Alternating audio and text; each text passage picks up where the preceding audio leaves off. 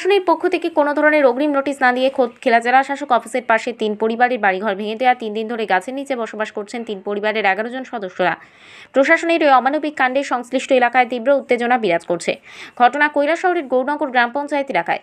ঘটনার বিবরণে জানা যায় যে কৈলাসহরের গৌরনগর গ্রাম পঞ্চায়েতের 3 নম্বর ওয়ার্ড এলাকায় উনকোটি জেলা শাসকের অফিসের একেবারে পাশেই সরকারি জায়গায় অস্থায়ী ঘর বানিয়ে দীর্ঘ 7-8 বছর ধরে 3 পরিবার বসবাস করছেন। ফিরোজ শেখ, তার স্ত্রী সহ 4 জন, কাদির আলী স্ত্রী সহ 7 জন এবং স্বামী পরিত্যক্ত হাসান বেগম ছেলে মেয়ে সহ 3 জনকে নিয়ে 3 পরিবারের 11 জন সদস্যরা 3টি আলাদা আলাদাভাবে অস্থায়ী ঘর বানিয়ে বসবাস করছিলেন। 3 পরিবারের পুরুষরা দিনমজুর করে এবং মহিলারা অন্যের বাড়িতে কাজ করে সংসার প্রতিপালন করেন। ওনারা ভালো করেই জানতেন যে সরকারি জায়গায় সারা জীবন থাকতে পারবেন না, যে কোনো দিন ওনাদেরকে এখান থেকে উচ্ছেদ করে দেওয়া হবে কিংবা এখান থেকে ওনাদের চলে যেতে হবে। তাই ওনারা স্থায়ী ঘর নির্মাণ না করে অস্থায়ী ঘর বানিয়ে দীর্ঘ 8 বছর ধরে বসবাস করছিলেন। কিন্তু হঠাৎ করে গত 28 ফেব্রুয়ারি শুক্রবার সকাল 10টা নাগাদ স্থানীয় প্রশাসনের পক্ষ থেকে প্রশাসনিক একটি দল সাথে কৈলাসহর থানার পুলিশ এসে 3 পরিবারের বাড়িঘর ভেঙে দেয়। বাড়িঘর ভেঙে দেওয়ার সময় পরিবারের সদস্যরা বাধা দিলে তাদেরকে পুলিশ বেধড়কভাবে মারধর করেছে বলেও জানান।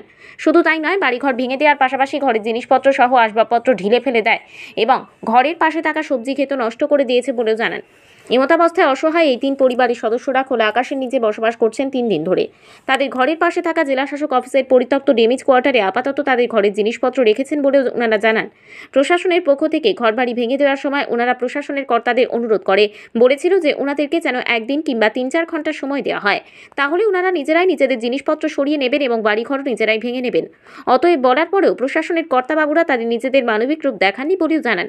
বাড়িঘর ছাড়া আশ্রয়হীন 3 পরিবার দাবি করেছেন অতি শীঘ্রই যেন প্রশাসন তাদেরকে যে কোনো কোথাও থাকার ব্যবস্থা করে দেন। ঘটনাটা কি আমরা তো বাড়িতে আসলাম না, কাজে গেছিলাম গিয়া, তারপর আইয়া দেখি তোমার ওই ছেলে আইয়া কর আর কি আমার মা বাড়িতে নাই আপনারা এরকম করিও না। আমরা এখান থেকে আইতে তারা মানে লাত্তি মারিয়া গাটা উটা ভাঙ্গিয়া দরজা ভাঙ্গা শুরু করছে। কইছি আমরা একটু সময়ের টাইম দেন, আমরা তো নোটিশও ফাটাইছি না, আর আমরা কইছি না এখান থেকে উঠিয়া যাইতাম, কইয়া কোনো টাইম টেবল দিছেন না, কিচ্ছু না। তারপরে আপনারা এমন ভাঙচুর করাই কেল লাগিয়া আমরা জিনিসপত্র সব ভাঙ্গিয়া টিঙ্গা এটা মানে গুড়া টুড়া করিয়া খুব অসুয়া কইলাম আর কি মেহনতি করছে। কইছি একটা সময় আধা ঘন্টার টাইম দেন, নাইলে 1 ঘন্টার টাইম দেন, আমরা এটা সরাইলিম। তারপরে তারা মানে না, কয় না আমরা এটা ভাঙচুর করিয়া সরাইম, তোমরা সরাইতে না, কইয়া মানে জোর জবস্তি করিয়া তারা লাত্তি বিত্তি মারিয়া ভাঙ্গিয়া এরপরে সবজি খাটিয়া আমরা সব কিছু সবজি পর্যন্ত লইয়া গেছে, পেঁপেও লইয়া গেছে, এরপরে মিষ্টিলাও আছিল, দৈন্য ফাতা উতা সব মরচের গাছও একবারে মানে কাটিয়া খুটিয়া লইয়া তারা গেছে।